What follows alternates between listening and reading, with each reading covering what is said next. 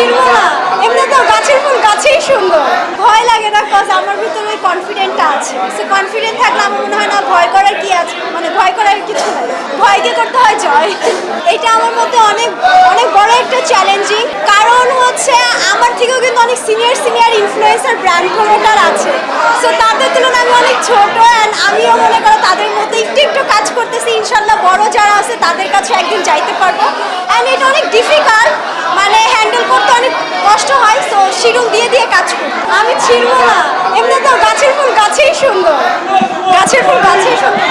বেডে বসে বসে ফোন স্ক্রলিং বা ল্যাপটপে ড্রামা দেখা, আর কিছুই না। আমি ওরকম ফুডিও না, বাট আমি অনেক স্লিপ অ্যান্ড লেজি।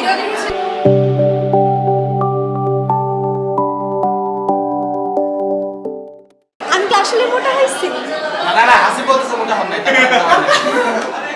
আমি মোটা হই না, আমি ঠিক আছে, আমি কিছুই করি না। ট্রাস্ট মি, আমার যখন যেটা মন চায় আমি ওইটা খাই, যখন যেখানে যাইতে মনে চায় ওখানে যাই। ইভেন তো ডায়েটও করি না, জিমও করি না, কিছু না।